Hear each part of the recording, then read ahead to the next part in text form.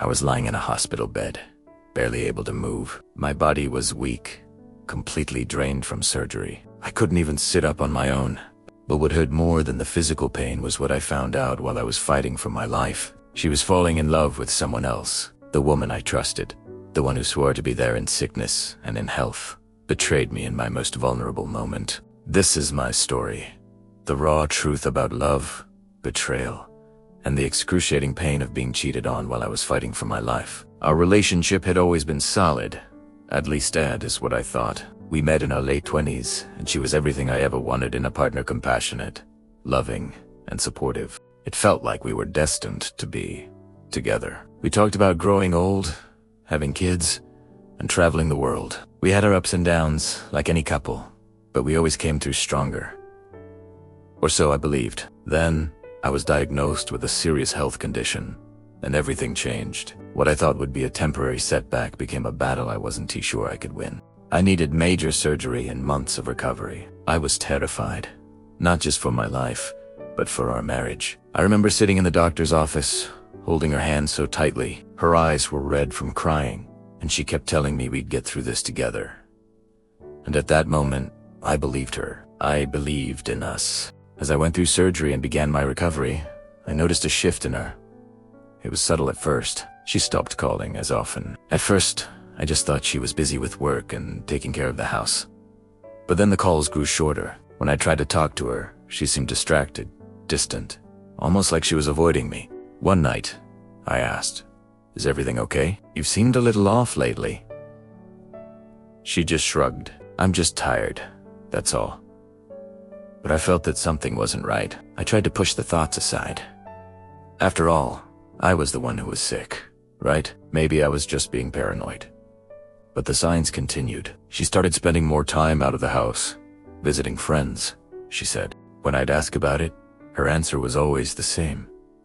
"I need some space. We're going through a lot right now, and I just need to clear my head." Primera accepted it even though it stung. All I wanted was to feel like a priority. I was fighting for my life. I thought the least she could do was fight for us. Then it happened. I was home from a checkup, still weak, lying in bed scrolling through my phone. An email notification popped up, and right below it, a preview of a text message from her. It read, "I can't wait to see you tonight." My heart sank. The message was clearly meant for someone else.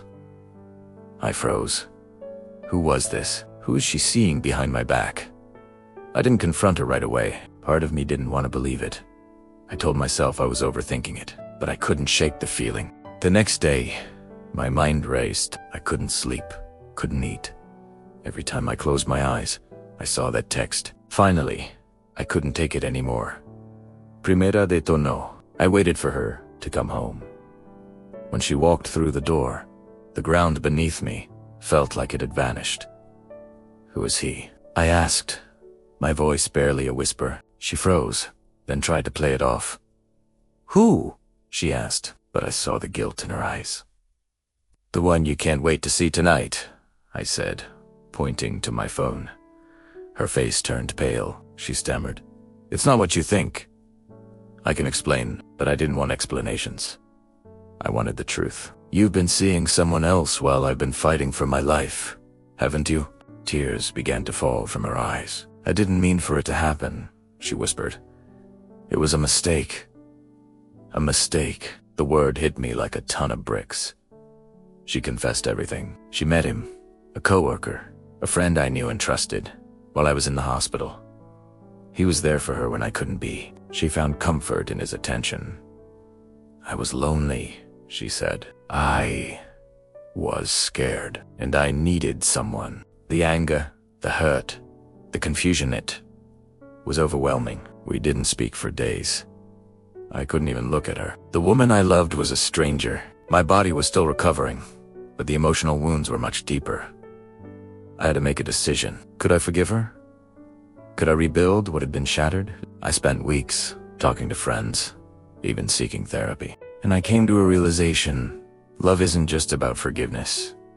It's about trust. And trust, once broken, is so hard to rebuild. In the end, I chose to let go. I couldn't continue living in doubt and pain. I left. Not because I didn't love her, but because I loved myself too. Leaving was one of the hardest things I've ever done. The house felt empty.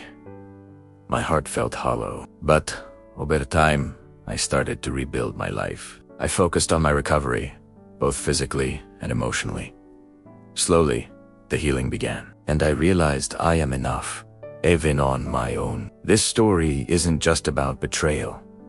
It's about survival. It's about learning to stand on your own after everything you knew was taken from you. If you've been betrayed, I want you to know you are not alone.